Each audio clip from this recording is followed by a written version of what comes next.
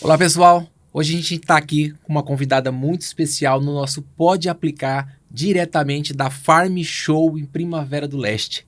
Hoje recebemos Natália Mastelaro. Seja muito bem-vinda. Obrigada, Leandro. Em nome da Cell Agro, a gente agradece a sua disponibilidade e você ter aceitado o convite de vir até aqui somar com o Pode Aplicar. Pode aplicar com as suas ideias, pode aplicar as suas inovações dentro do grupo Mastelaro, o seu conhecimento, né? E a gente quer ouvir um pouquinho da sua história.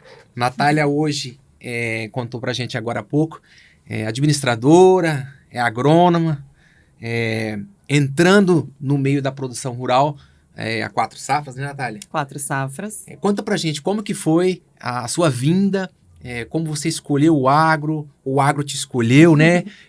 Conta pra gente um pouquinho da sua história, do Grupo Mastelaro, como vocês chegaram no Mato Grosso, como vocês começaram a produção. É interessante essa história. Tudo começou, Leandro, com meu avô, o Walter Mastelaro. Nossa família, ela é lá do norte do Paraná, uma cidade chamada Cornélio Procópio. E o meu avô já tinha um sítio lá, né? Já trabalhava com agricultura de uma cédula bem menor, assim como é lá no Paraná. E aí, na década de 80, ele comprou uma fazenda aonde ainda estava se abrindo, estava entrando, né, ali no sul do Mato Grosso, em Itiquira. E assim, ele conseguia trocar, né, uma cédula menor lá no Paraná para uma cédula rural maior, aqui no Mato Grosso. E isso ele fez. E ele foi levando um pouco a distância. Então, ele pegava o carrinho dele lá, sem ar, né, vinha para o Mato Grosso, ficava uma semana aqui, 2 semanas, voltava, continuava com o sítiozinho dele lá no Paraná, até que ele, a minha avó e a minha tia resolveram vir de vez para cá, em 1993. E isso ele veio, morou 1 ano na fazenda, foi tocando tudo ali, foi conseguindo ampliar, né? Então ele comprou outras fazendas, o negócio foi crescendo e ele foi trazendo a família. Isso veio outro filho, veio outra filha, veio o genro. Então a família toda acabou vindo para cá. No caso, eu e os meus pais, né, e a minha irmã, nós continuamos lá no norte do Paraná. E lá eu formei, eu fiz agronomia, fiz administração e comecei a trabalhar por lá também. Eu entrei numa multinacional de defensivo agrícola. E trabalhei lá meus anos. Nesse meio período, a minha avó faleceu, né? E aí parte, assim, já passou para os filhos. E com isso, até minhas tias eram dentistas, elas largaram para começar a ajudar dentro do escritório. Um tio meu acabou saindo do grupo, né? Foi tocar os negócios dele sozinho. E com isso ficaram as 3 filhas, né, remanescentes. O meu avô... que deu origem aí ao nome da fazenda, né? É um assunto a fazenda curioso, que eu né? falo chama 3 Meninas, é uma fazenda que eu tenho muito carinho, né? Foi onde eu comecei a trabalhar aqui no grupo. E nisso, o meu tio, né, o genro do seu Walter, ele começou a tocar um negócio, até porque o meu avô tá com 91 anos, ele tá bem, né, tá com saúde, porém ele não trabalha mais no grupo, né, ele tá, assim, aposentado. Então, hoje, são das filhas e do genro. Nós tocamos todos juntos lá. E nisso, eu trabalhando numa outra empresa, que eu fiquei quase 8 anos, eu tive a oportunidade de sair de uma área interna da empresa e ir numa área de vendas aqui no Mato Grosso. E eu pensei, nossa, que oportunidade ótima, né? Eu consegui mudar para o Mato Grosso, na empresa que eu gostava muito, eu não tinha uma vontade de sair naquele momento, mas eu posso morei em Tangará e morei aqui em Rondonópolis por essa empresa. E assim... O meu tio, ele falou, Natália, vem trabalhar com a gente precisa, né? Precisa de você, precisa de pessoas aí para ir fazendo a sucessão, né? E aproveita que você tá jovem e ainda tem a oportunidade de aprender, né? Antes das coisas caírem na sua mão. E aí eu tô aqui há 4 anos dentro de todo esse processo. Natália, aí conta pra gente quantos hectares hoje de produção agrícola vocês têm? Hoje nós temos 3 fazendas. E dentro pecuária e agricultura, a gente tem uma área de plantio de soja de 4.500 hectares. Muito bom, muito bom. A Natália confessou pra gente ali nos bastidores que ela tem aí uma pessoa que ela se espelha bastante, que a gente inclusive deixa aqui reforçado o nosso interesse na sua participação em vir pro podcast, que é a dona Norma. Norma Gatto, que é uma referência aí pra gente, não só Brasil, né? A dona Norma já rompeu as barreiras do agro Brasil afora, já é uma referência mundial de produtividade, de bom exemplo no agro e bom exemplo feminino de gestão, onde a Natália está nos mesmos caminhos, está com a mesma força, com a mesma garra, se espelha, é amiga da dona Norma. Eu posso falar que eu sou amiga, sim, mas acima de tudo ela é a minha ídola. A dona Norma é um exemplo para todo mundo. A Natália se espelha muito nela, é uma referência aqui, não só mundial, né? Rondonópolis aprendeu muito com Norma, as mulheres se espelharam muito com Norma, assim como também vão agora, depois de assistir o podcast, pode aplicar, se espelhar, né, no exemplo da Natália, saber que você pode ir lá fora, pode se capacitar e voltar para o berço da sua família e aí conduzir um negócio aí de 4.500 hectares de produção de soja. Não é fácil, é um negócio que exige muita garra, né, Natália? No começo, até hoje, né? Mas, apesar de ter formei em 2010 e trabalhado dentro do ramo nesse período, eu nunca tinha atuado mesmo na produção, né? Então, vamos falar, nunca tinha atuado dentro de uma fazenda. Então, aproveitei esse começo para poder me especializar mesmo no que acontece dentro da fazenda. Então, me especializei muito em plantio, acompanhava muito plantio. Sou eu que regulava as plantadeiras. Então, era eu lá que mexia em tudo, que olhava todas as linhas, se a semente e a profundidade estava boa, se a pressão do carrinho estava boa. Então, eu sempre cuidei muito de tudo isso. E toda essa experiência no campo, esse tempo de dedicação, né? Até porque são 3 unidades. A mais longe, ela fica quase 6 horas de onde eu moro. Então, assim, eu tinha que ir e falar, vou ficar aqui 2 semanas, né? Nessa época de plantio, de colheita, e assim eu fazia. Então, aproveitei para, além de tudo, além de saber da parte técnica, também conseguir saber como funciona a rotina da fazenda, né? Conhecer também os funcionários, conhecer os gargalos e saber mesmo como atuar, né? Depois de uma forma que eu pudesse ajudar mais. Hoje vocês têm ali, em média, quantos colaboradores? Tem ideia? Mais de 70 fixos, né? Dentre os temporários. E assim, com certeza, o seu negócio, como todo negócio agro, toda empresa, esbarra no gargalo humano, né? Você tem que ter um poder de gestão, uma habilidade de conduzir essa equipe, e você tem essa habilidade, a gente pôde perceber nesses minutos que a gente pôde conversar agora, que é de parabenizar. É um negócio muito, muito difícil fazer a gestão, dar lucro e gerir pessoas. É uma responsabilidade, tem que ter um dom mesmo para conduzir tudo isso. Então, você está de parabéns, a gente fica muito orgulhoso, principalmente agora, a gente passou aí pelo Dia das Mulheres, final de semana passado, né? A gente transmite também os nossos parabéns para você, para todas as mulheres, né? Na sua pessoa, e dizer para todo mundo, estar no agro é muito difícil, é um mercado ainda muito masculino, né? Tem muito homem no agro. Seu agro, assim como você, é um exemplo de que as mulheres têm tomado esse mercado com muita força. A gente fez uma conta rapidinha ali, a gente está se aproximando aí de 50% de mulheres no nosso grupo.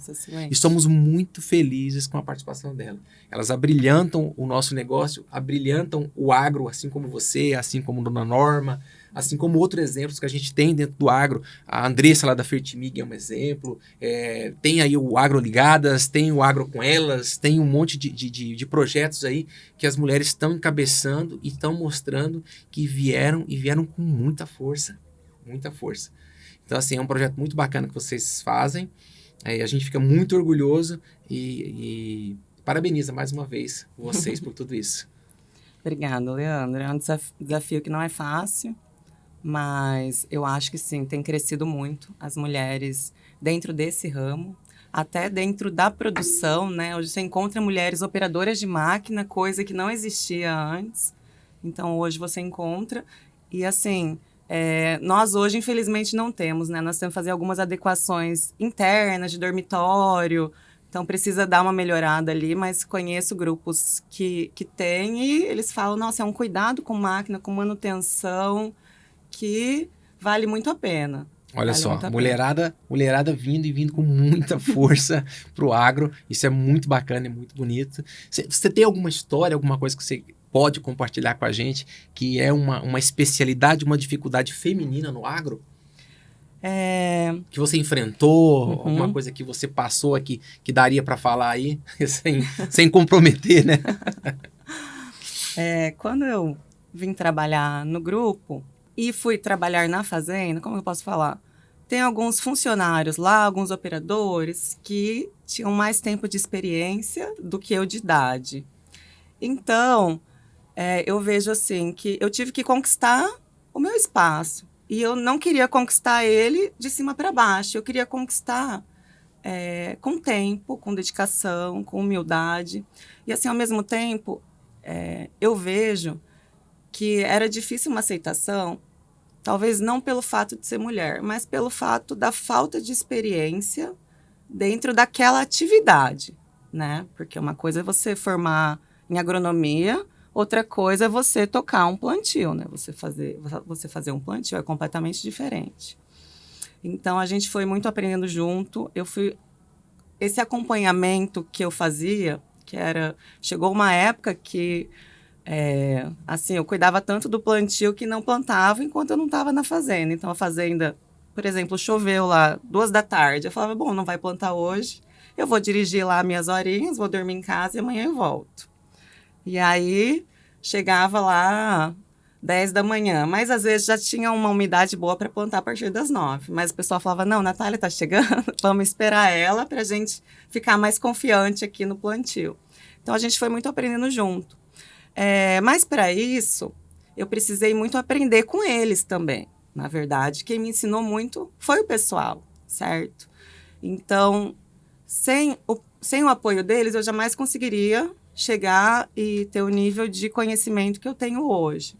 E hoje eu vejo que eles confiam muito em mim e eu confio muito neles também. Então, assim, a equipe de apoio, e tanto interno, assim, tanto o pessoal do escritório quanto o pessoal do campo, eles foram, assim, muito receptivos e abertos comigo. Então, isso, assim, foi um desafio que eu sabia que eu precisava de dedicação, tempo e humildade.